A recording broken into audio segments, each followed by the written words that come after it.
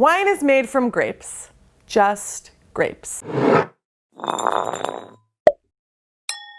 Hello and welcome to Learn Wine with Caroline. Remember to like this video, subscribe to my channel, and share it with your friends. Don't forget to go into the link in the description to get my free wine vocab download. Today I'm going to talk about how wine is made.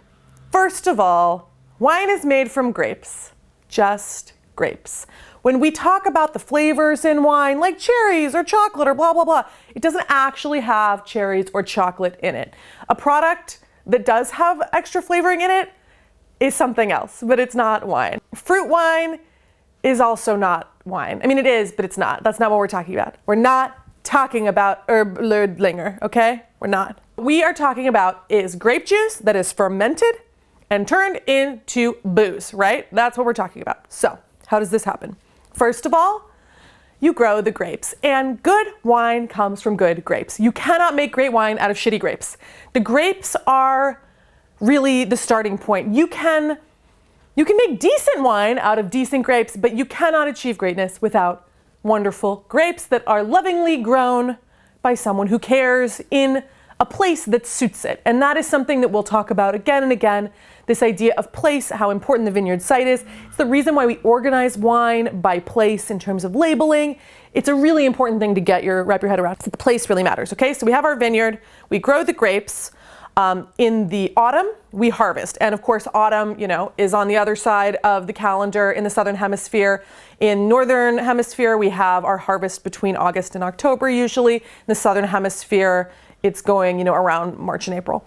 So that is when we have the harvest. We pick the grapes. That can happen by hand or with machines. Again, the happier the fruit is when it gets to the winery, the better the wine's going to be. I do think that hand harvesting is better, but there are a lot of different ways to do it.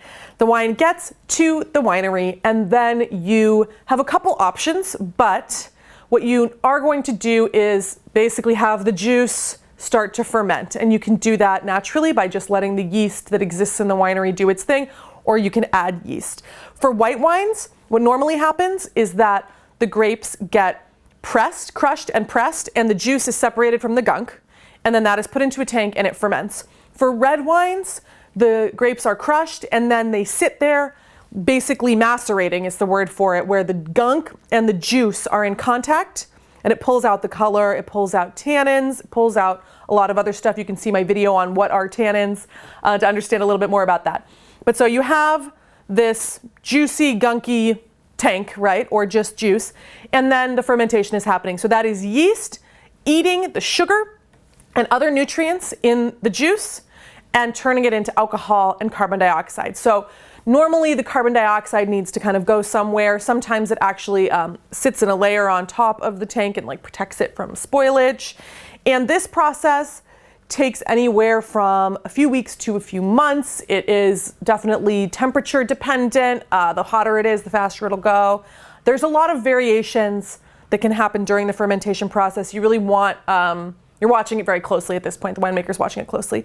After this, it can go into a barrel to ferment fully or just to age. For any wine that is with its gunk, it needs to be separated. So the red wines will get pressed once they've had enough contact with their gunk. And then the wine it can be filtered, it can be fine, it doesn't have to be. There are a lot of choices in how to actually get the finished product, the style that you want.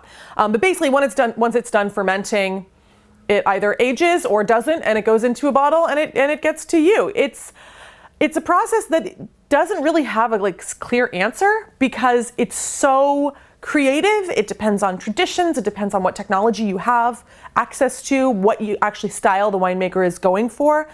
It's fascinating. Make sure to download my free wine vocab guide with the link in the description. Cheers!